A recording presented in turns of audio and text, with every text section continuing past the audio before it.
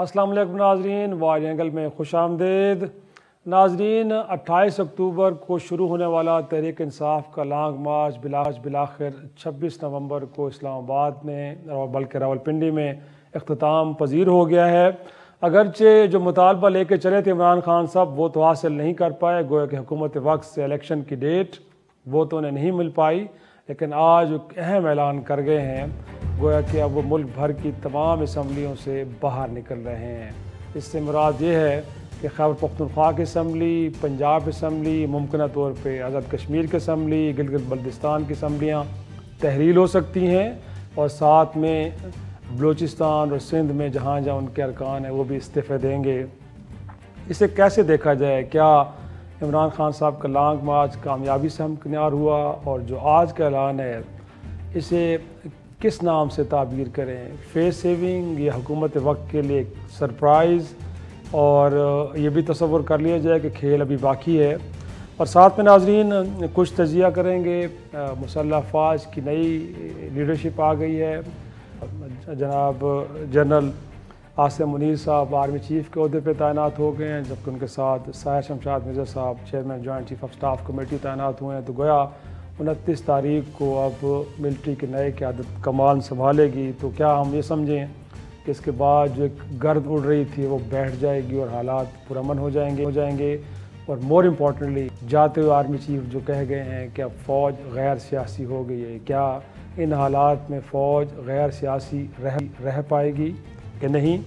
और आखिर पे हम कुछ तजिया करेंगे जनरल कमर जैद बाजवा साहब के, जिनकी मुद्दत अब 29 तारीख को ख़त्म हो रही है। गोया कि उनका जो 6 साल बतौर आर्मी चीफ दौर था,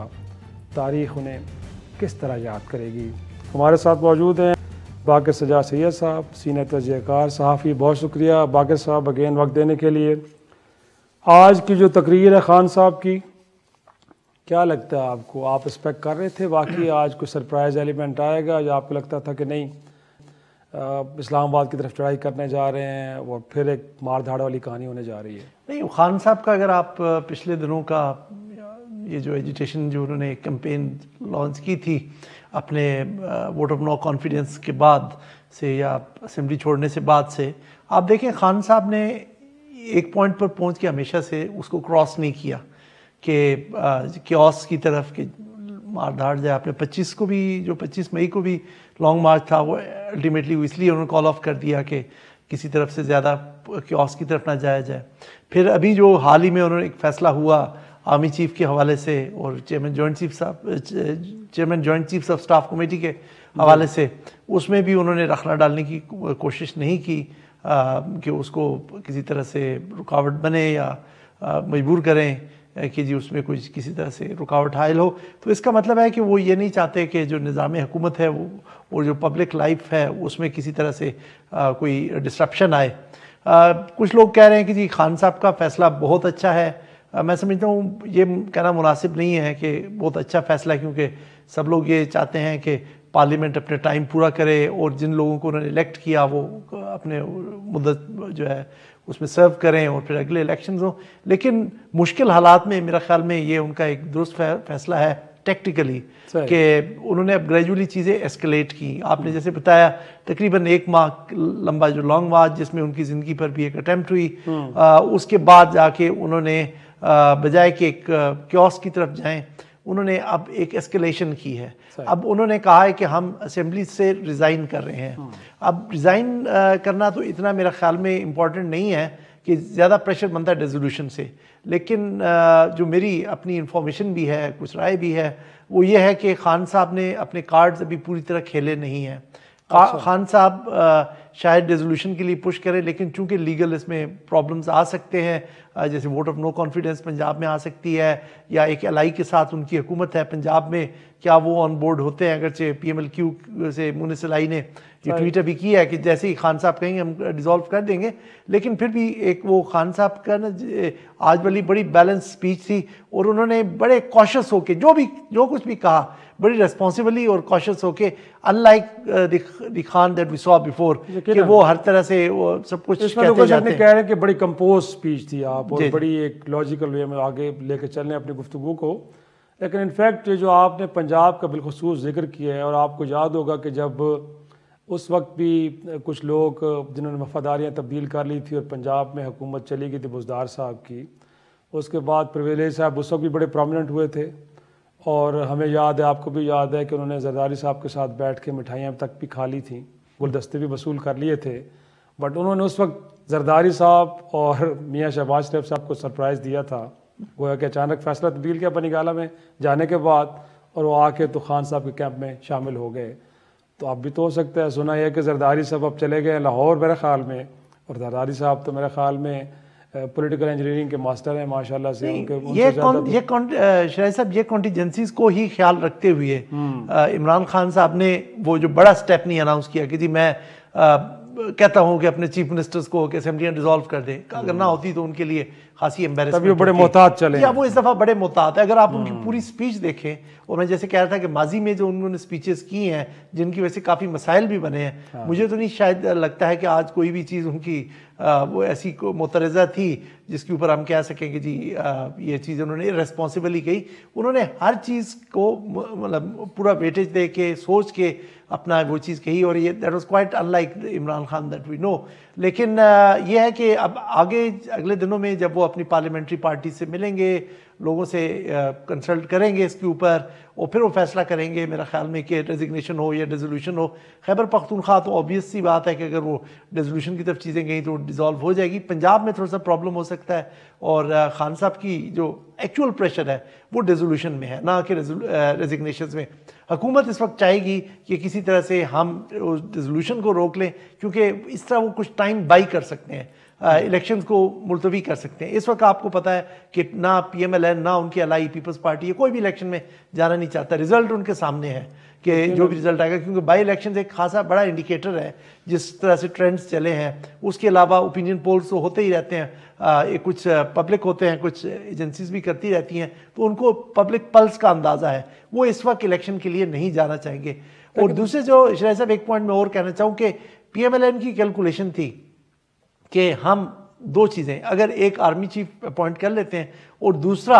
अपना ये लॉन्ग मार्च को ओवरकम कर लेते हैं, तो इसके बाद हम अपनी रिहेबिलिटेशन फेज में चले जाएंगे और हम इलेक्शन की तैयारी करना शुरू कर देंगे। मेरा ख्याल में खान साहब ने ये वाला कार्ड खेल के, जिसमें मैं कहूँगा उनका ट्रम्प कार्ड था, ये अभी उनके उन प्लान्स को डिस्टर्ब कर दिया, क्योंकि इस वक्त वो फिर से एक रिएक्टिव मोड में चले जाएंगे, प्रिवेंट करने की कोशिश करेंगे कि जी हम असेंबलीज ना डिसॉल्व हों। ये तो इस तरह से करके मेरे ख्याल में अब जो है चैलेंजेस जो हैं वो PMLN या उनके अलाइज के लिए ज़्यादा होंगे बनस्बत खान साहब के लिए। खान साहब के लिए लूज़ करना इसमें कुछ नहीं है, माँ सिवाय जो एक बड़ी चीज़ खान साहब लूज़ कर रहे हैं इसमें, अगर ये चीज़ें उनकी मर्ज़ी के मुताबिक प्ले आउट नहीं होती, वो ये है कि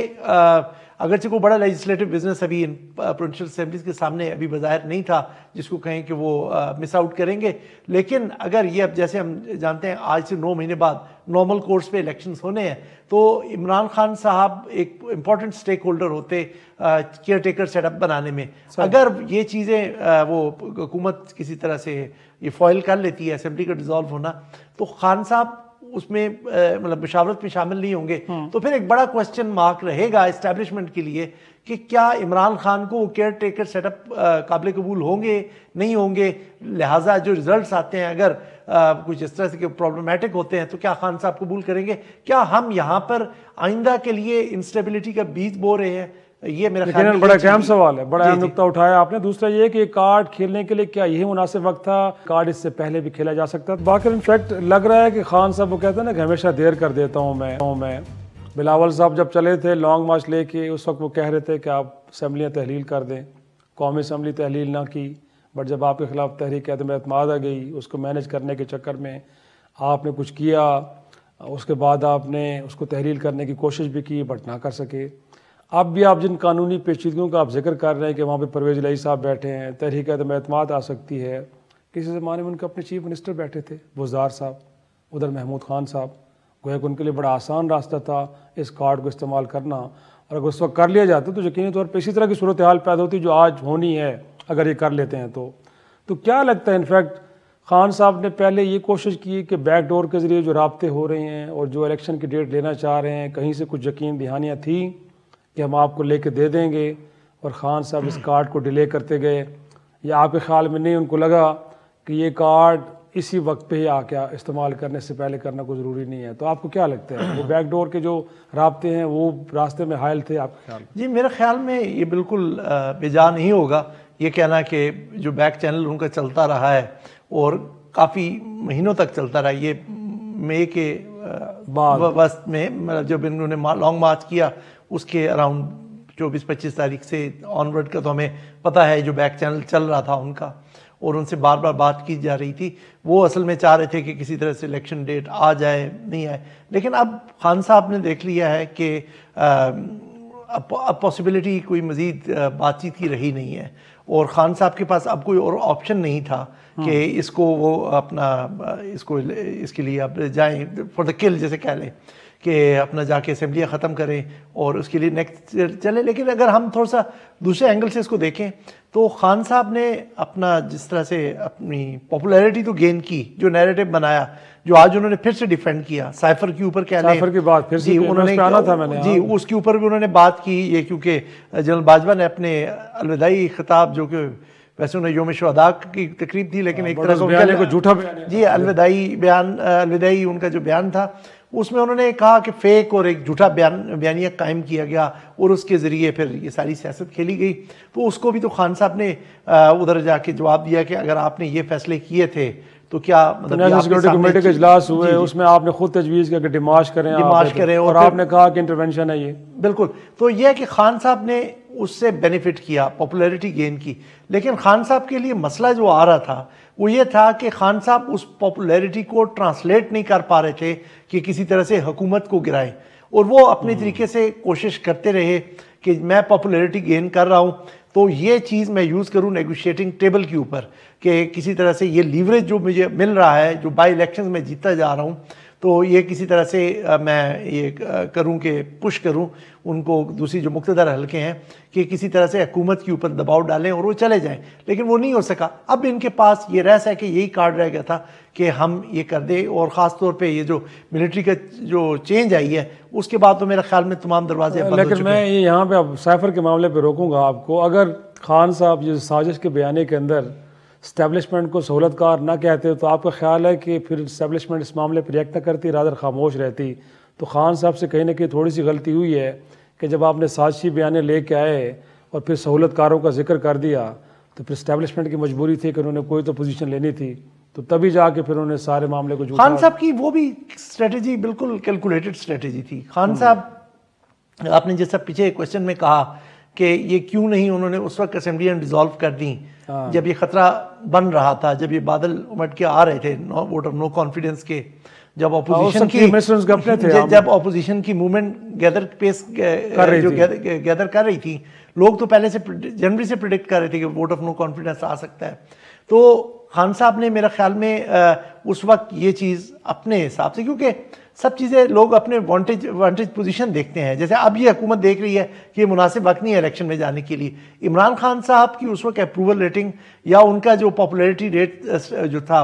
पोजीशन थी अप्रूवल उनकी वो कम थी यकीनन, क्योंकि इकोनॉमी का हालात बहुत ख़राब थे। खान साहब ने इस वजह से उसको नहीं किया। फिर खान साहब ने जब वो हुकूमत से निकल गए तो उन्होंने दो चीज़ें उनको नजर आई कि एक हमारे मुल्क के अंदर एंटी यूएस सेंटीमेंट बहुत ज़्यादा है, जिसको उन्होंने पहले भी एक्सप्लॉइट किया था अपनी पार्टी को एक फर्म फुटिंग पे खड़ा करने के लिए। आपको याद है एंटी ड्रोन जो उनका पूरा एक स्टांस था, उन्होंने कैंपेन चलाई थी 2013 के बाद या अमेरिका की जंग नहीं लड़नी चाहिए हमें, तो वो उन्होंने उसकी वजह से उनको खासा फायदा हुआ था। तो उन्होंने एक दोबारा उन्होंने वही स्ट्रेटजी यूज़ की। दूसरा, हमारे अर्बन एरियाज़ में खुसूसन पंजाब में खासा एंटी इस्टेब्लिशमेंट सेंटीमेंट है, तो खान साहब ने उसमें टैप इन ज़रूर किया। लेकिन कई दफ़ा खान साहब ने, जैसा कहते हैं ना, अगरचे खान साहब के बारे में मशहूर है कि वो अपनी क्रिकेटिंग कैरियर में नो बॉल नहीं कराई थी, लेकिन कभी कभी वो लाइन क्रॉस कर जाते थे, तो उसकी वजह से उनको मसाइल हुए, उनके साथियों को मसाइल हुए, तो वो उसमें लाइन उन्होंने क्रॉस कर दी। लेकिन आज आपने देखें खासा बैलेंस करके बड़ा कैलकुलेटेड था। जी जी, जहाँ जहाँ उन्होंने हिट करना था वहाँ हिट किया, नाम नहीं लिए, उससे नेम कॉलिंग नहीं की, लेकिन मसाइल का जिक्र किया कि इंसानी हकूक खिलाफवर्जी उस से 200 से भी करवा ली। शहबाज गिल ने भी स्पीच की, आजम सवादी साहब ने भी की। वो थोड़ी सी हम कह सकते हैं कि एग्रेसिव तो है, लेकिन खान साहब ने अपना जो है ना, जो आपको याद है जैसा कंटेम्प्ट ऑफ कोर्ट वगैरह भी उन पे लगी, उस हिसाब से उन्होंने काफी मैयर तकरीर की और बड़े कॉशियस थे और अपने उन्होंने तमाम जो अपने ना सेफ गार्ड्स अपने साथ रखे हुए थे सही। कि हम एक नई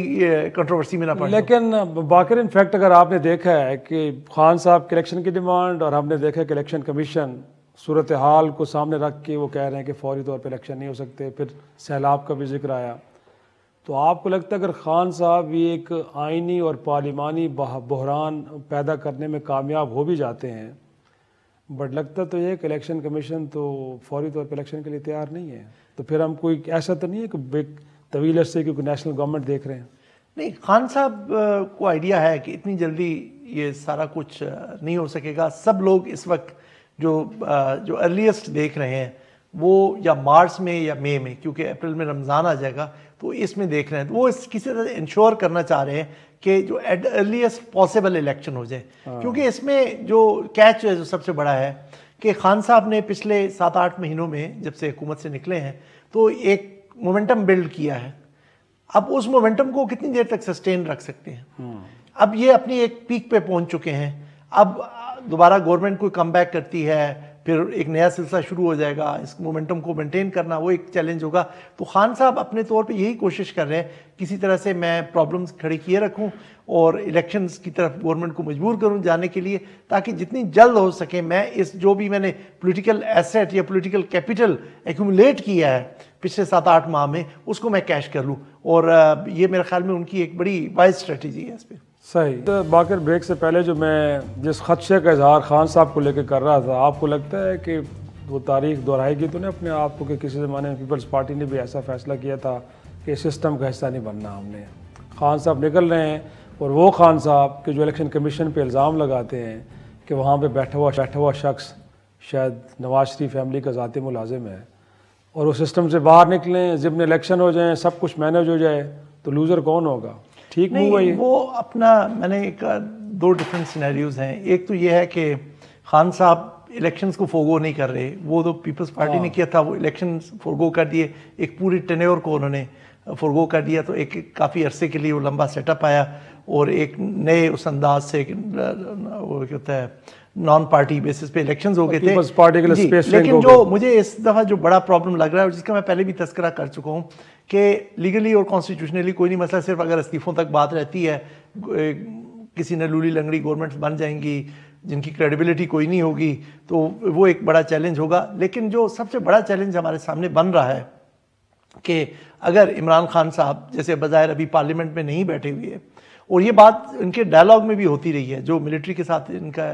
डायलॉग चलता रहा है जिसकी कोई बेनतीजा रहा कि जी आप पार्लियामेंट में जाएं ताकि फिर अगर ये कुछ चीज़ें ख़त्म होती हैं तो आप ही as leader of the opposition ये चीज़ें नेगोशिएट करें। तो इसी तरह से प्रोविंशियल असेंबलीज पे भी अप्लाई होता है कि जब आपका वहाँ पर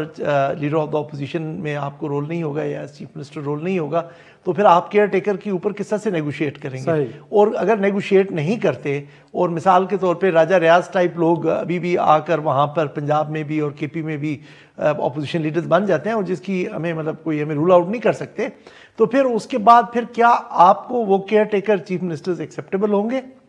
और अगर नतीजा आपके मुवाफिक नहीं आया तो फिर आप क्या कबूल करेंगे? और अगर नहीं करेंगे तो फिर क्या आप पर उंगलियां नहीं उठेंगी? तो इसके ऊपर इमरान साहब के लिए भी थोड़ी सी सोच विचार का चीज़ थी, लेकिन मेरे ख्याल में खान साहब ने ये फैसला कर लिया है तो मुश्किल है जाना। लेकिन एक और चीज़ जो एक मतलब ये तो हो गया लीगल फ्रेमवर्क में और जिसका कॉन्स्टिट्यूशनल इम्प्लीकेशंस हो सकती हैं, लेकिन उनके पार्टीज वाले भी ये सोच रहे होंगे कि अगरचे हमारी जो एमपीएस वगैरह हैं ज़्यादातर ये पैटर्नेज पॉलिटिक्स करते हैं, एमपीए हैं, मिनिस्टर हैं, अपने हल्के में काम कराएंगे, इलेक्शन की तैयारी करेंगे, और अगर ये प्रोलॉन्ग ड्यूरेशन आ जाता है तो ना वो हल्के का काम करा सकते हैं। तो खान साहब को एक्सक्लूसिवली अपने बयानिए पर फिर रिलाई करना पड़ेगा, और उसमें उन्होंने इलेक्शन जीता भी है। जब तारीख रकम किया 6 नशिस्तों 7 हमजा शहबाज थे चीफ मिनिस्टर, लेकिन एक प्रॉब्लम हो सकता है क्योंकि वो उस चीज़ को भी फोरगो कर रहे हैं कि जी हमारे एमपीएस बैठे हुए लोगों के काम करा रहे हैं, और उन्होंने कराए भी हैं अभी पिछले दिनों। सही। अच्छा, आज आपने इससे पहले कि हम अगले टॉपिक पे जाएं, आज जो तकरीर थी, आपको लगता है कि खान साहब आज एंटी स्टैब्लिशमेंट नहीं गए? रादर उनकी ये स्टेटमेंट कि ये फ़ौज उनकी फ़ौज है, वो इस मुल्क के दिफा को मजबूत देखना चाहते हैं और मजबूत फ़ौज बड़ी ज़रूरी है, तो क्या तसव्वुर करें कि आज के दिन खान साहब ने सीज़ फायर कर दिया है, नहीं जी, अब तोपों का रुख उस तरफ नहीं होगा? नहीं, उन्होंने जिसे कहते हैं ना, वो एक मुझे मुहावरा याद नहीं है, velvet gloves and iron fist, वो वाला काम था उनका कि आयरन ब्रॉन्ज वाले उन्होंने पेश नहीं किया, आप ख्याल में शाख जैतून ने ऑफर की? नहीं, ये मतलब ये iron fist but velvet glove, bearing the velvet glove. तो वो वाला काम है कि बजायर उन्होंने नेम कॉलिंग नहीं की, उन्होंने जैसे किसी साहब का, मुझे तो नहीं समझ आई वैसे बात उनकी, कि उन्होंने बात की है कि उन्होंने क्या असासे शायद बढ़े हैं और उन्होंने इंसानी हकूक की खिलाफ वर्जी की है। नवाज शरीफ ने तो शायद असासे इकट्ठे किए हैं, नवाज शरीफ ने तो असासे इकट्ठे किए हैं, लेकिन मुझे याद नहीं पड़ता कि नवाज शरीफ पे इंसानी हकूक की खिलाफ वर्जी का भी इल्जाम था, पता नहीं। नहीं, उन्होंने बात की साहब की तरफ इशारा शायद कर रहे हैं, क्योंकि इन दिनों में तो जो टैक्स इतना ज्यादा क्यों सही है, गैर जरूरी सर्च में जाए सही। तो ये है कि ये जो है खान साहब की, और दूसरी तरह से आजम स्वाति से स्पीच कराना और जिस तरह से वो बाकी एग्रेशन उधर से नजर आ रही है, वो उन्होंने अपने घोड़े मुकम्मल तौर पर होल्ड बैक नहीं किए। उन्होंने कहा है कि भाई ठीक है, अब ये जो पता खेला है ये भी तो एक्चुअली अल्टीमेटली शायद नेगोशिएशंस की तरफ चला जाए। सही। और जो अब नई कमान आ गई, मेरा ख्याल में अब कह सकते हैं कि इसके बाद कुछ गर्द बैठ जाएगी, हालात सेटल हो जाएंगे, या आपको लगता है कि नहीं सिचुएशन रहेगी पॉलिटिकल, इसमें कोई तब्दीली आने वाली नहीं है? और मोर इम्पॉर्टेंटली जो बात बार बार की जाती है, जनरल बाजवा साहब ने DGSPR से लेकर चीफ तक को बोलना पड़ा कि फ़ौज ने पिछले साल ये एक बड़ा मुसम्मम फ़ैसला कर लिया है कि जो पिछले 70 बरसों में हम करते रहे हैं, गोया कि फ़ौजी मुदाखलत, और इतना बड़ा बोल्ड उन्होंने स्टेटमेंट दी कि माजी में जितनी मुदाखलतें हुई हैं वो सारी गैर आइनी थी। गोया कि इस मुल्क की अदलिया जो काम नहीं कर सकी वो जनरल बाजवा साहब ने कर दिया बहरहाल, कि तमाम जितने लोग थे सदर अयूब से ले कर जनरल मुशर्रफ तक, सब जर्नैलों को उन्होंने आइन शिकन करार दिया है। कम अज़ कम इस मामले पे तो उनको अप्रिशिएट करना चाहिए ना। ये काम अदालतें नहीं कर सकी, बट एक जर्नैल ने कहा कि वो सारे के सारे आइन शिकन थे और अब हमने फैसला कर लिया कि हमने गैर सियासी रहना है। तो अब आपको लगता है कि जो नई कमान आई है वो इस पॉलिसी के साथ, क्योंकि स्टेटमेंट तो नहीं लग रही है, अब लगता है कि डेलिब्रेशंस हुई हैं, बैठे हैं कोर कमांडर्स, बैठ कर डिस्कस किया है, पास्ट को देखा है, फ्यूचर के डिमांड को सामने रखा है और आगे बढ़ेंगे। या आपको लगता है कि पाकिस्तान की सियासी क़यादत, वो अपोजिशन में बैठी हो या हुकूमत में बैठी हो, उनमें इतनी अहलियत ही नहीं है कि अपने मामलात खुद सुलझा सकें। वो एक मखसूस इन्वायरमेंट में उनकी परवरिश हुई है और जब तक उनको कहीं से सपोर्ट, कहीं से पुश, कहीं से मदद नहीं मिलती, वो अपने मसाइल हल ही नहीं कर सकते। या तो इस्टेब्लिशमेंट है या फिर अदालतें हैं, वो अपने मसाइल का भी खुद हल नहीं कर सके। तो क्या लगता है, गैर सियासी रहेगी नहीं या सियासी होना पड़ेगा उनको? नहीं, ये मेरे ख्याल में अभी टू अर्ली टू जज है कि अभी अगले नए साहब ने कमांड भी संभालनी है 29 तारीख को। उसके बाद मेरे ख्याल में उनको हमें, क्योंकि टाइम फ्रेम बहुत शॉर्ट है और जिस तरह की एक पोलराइज्ड एनवायरनमेंट में ये चेंज ऑफ कमांड हुई है, आपने देखा होगा कि जब उनकी नॉमिनेशन या उनकी हुई है, जो उनको बनाया गया, उससे पहले एक बहुत ज़्यादा एक फीवरिश किस्म की स्पेकुलेशन होती रही। अब ये इसका काम नहीं किसी के ऊपर इल्ज़ाम लगा रहे कि एक जनरल एक पार्टी के साथ था, दूसरे में सब के सब प्रोफेशनल सोल्जर्स हैं, लेकिन कुछ जगहों से हल्कों से तासुर दिया गया कि फ़लाँ साहब फ़लाँ के साथ हैं, फ़लाँ साहब फ़लाँ के साथ हैं। तो अब जबकि ये नई कमांड आ गई है, इसको मेरे ख्याल में ये एटलीस्ट इलेक्शंस तक ये इनके ऊपर प्रेशर रहेगा कि किसे साबित करना है कि जी ये किसी के नहीं हैं, ये इनके ऊपर रहेगा प्रेशर। लेकिन जहाँ तक पॉलिसी के तल्लक है, मैं जब तक कोई जैसे कहते हैं ना, the taste lies in eating the pudding, तो वो the taste lies in eating the pudding, तो वो उसका अपना यह है कि हम जब तक कि इस चीज़ को देखते नहीं हैं तो वो हमें नहीं कह सकते। ये जनरल बाजवा ने कह दिया अपने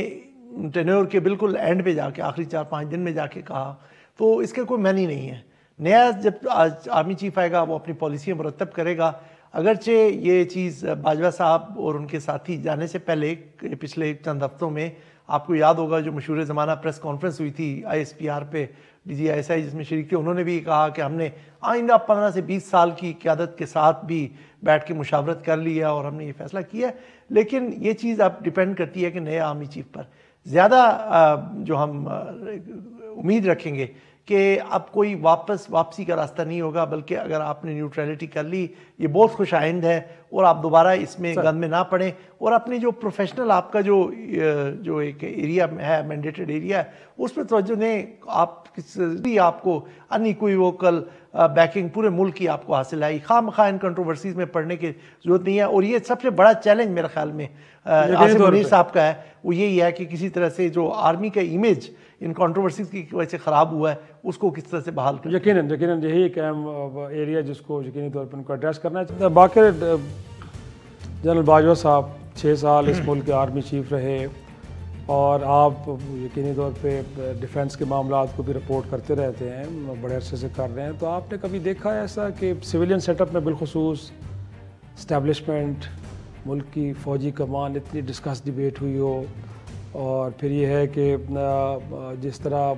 वो पॉलिटिकल मामलात में सिविल सेटअप के अंदर होते हुए इन्वॉल्व रहे हैं, माजी में कुछ की नज़ीरें मिलती हैं आपको कि नहीं? ये बड़ा इस तरह की अनप्रेसिडेंटेड किस्म की डिबेट थी इस दफ़ा, और जिस तरह से मैंने भी आपसे बात भी कर रहा था कि ये सजेशंस देने की कोशिश की गई मुख्तलिफ कैंप्स की तरफ से कि फ़लाँ साहब इधर हैं तो फ़लाँ साहब उधर हैं, तो इस वजह से ये होगा। ये मेरे ख्याल में ये अनफॉर्चुनेट था, पूरे प्रोसेस को पोलिटिसाइज़ किया गया। लेकिन यहाँ पे हम सियासतदानों को या मीडिया को भी बहुत रोल था मीडिया का, अगरचे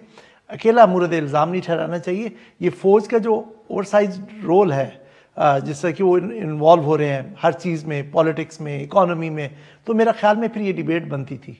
कि अगला चीफ कौन आएगा, क्योंकि हर कोई डिपार्टमेंट भी जिस अंदाज में हुई है, आपने बाकर पहली दफ़ा देखा होगा कि किस शख्स को नामजद किया गया और अनाउंस कर दिया गया। उससे पहले तो हमेशा जब वो एडवाइजर समरी अप्रूव हो जाती थी प्रेसिडेंसी से, उसके बाद कई नाम हमारे सामने आता था। बट पहली बार ऐसा हुआ कि नामजदगी के वो वक्त नाम अनाउंस कर दिए गए, फिर खतूत लिखे गए GHQ को। इससे पहले तो हमें कभी ऐसी नज़ीरें देखने को नहीं मिलती। नहीं, कि प्राइम मिनिस्टर वो एक प्रोसेस तो था कि प्राइम मिनिस्टर समरी सीख करते हैं, वो एक कंट्रोवर्सी बनाने की कोशिश की गई, जिस पे ख्वाजा आसिफ साहब ने बाद में क्लैरिफाई किया कि जी वो जो उनके लीडर हैं, बल्कि साबिक वज़ीर आज़म ही हैं खाकान अब्बासी, कि उनके खदशात को मतलब एड्रेस किया जाएगा। वो एक अलग चीज़ है कि ख़त लिखा गया और वो बहरहाल एक प्रोसेस कैसा था। लेकिन ये जो प्रोसेस था ना कि जी आपने एडवाइस किया और इससे पहले कि प्रेसिडेंट उस पर कुछ रिएक्ट करें, वापस समरी भेजें जो उनके पास इख्तियार था, या नहीं भेजते या उसको एक्सेप्ट कर लेते, तो आपने पहले से साथ ही प्रेस कॉन्फ्रेंस करके बता दिया कि ये हमारी वो है। तो ये में एक्चुअली जो वो है डिस्ट्रस्ट है PMLN के दरमियान और प्रेसिडेंट के दरमियान, तो वो उस चीज़ की गमाजी करता था कि वो आपने फिर देखा कि फिर प्रेसिडेंट ने उसके ऊपर अगर से जैसे जब खान साहब ने कहा कि हम खेलेंगे तो जाहिर सी बात उनका परेशान होना तो बनता था ना। उनके पास इख्तियार था, लेकिन उन्होंने उसी दिन अगर से दूसरे शहर भी उनको जाना पड़ा और उन्होंने कहा कि कम से कम जो ऑपोजिशन की जो बड़ी पार्टी है उनके साथ डिस्कस करके, ताकि उसके ऊपर बाद में रिजर्वेशंस ना आए। लेकिन थोड़ा सा जनरल बाजवा साहब के बतौर आर्मी चीफ कंडक्ट पे आ जाए ना, आप उसको कैसे देखते हैं? उन्होंने किस तरह वो सलामती के मामलात हों, वो खारजा मामलात हों, या मुल्क के अंदर पॉलिटिकल अफेयर्स के अंदर बहरहाल वो इन्वॉल्व तो रहे हैं ना, उनके कंडक्ट को आप कैसे आप कहेंगे कि मौरख क्या लिखेगा उनके बारे में? ज़्यादा जो मेरे ख्याल में जो अनफॉर्चुनेटली कि जब इनके ऊपर हिस्ट्री फैसला करेगी तो वो ज़्यादा कोई मतलब अच्छा एक डिसीजन नहीं देगी बाजवा साहब के उसके जो 6 साल का टेन्योर था। बाजवा साहब को आप देखें, कंपेयर करें कि वो जिस वक्त उन्होंने कमांड संभाली थी, एक कियानी साहब का पीरियड था, वो भी एक एक्सटेंडेड टेन्योर था। उसके बाद राहील साहब के अंडर आकर काफ़ी हद तक चीज़ें बेहतरी की तरफ गई थी। आपकी जैसे कहें कि आपने काउंटर टेररिज्म में काफ़ी बड़ी प्रोग्रेस हासिल की थी, 2-3 ऑपरेशंस की है, बाकी और इनका आके इनको ये था कि मैंने कंसोलिडेट करना है उस सब चीज़ को। हुआ यहाँ पर आके कि चीज़ें रिवर्स होना शुरू हो गई कि जो इनकी आर्मी की इन्वॉल्वमेंट थी मिलिट्री में, जिसकी अब वो बात कर रहे हैं कि 70 साल से वो चल रही है, वो पहले भी रोल बैक हो रही थी,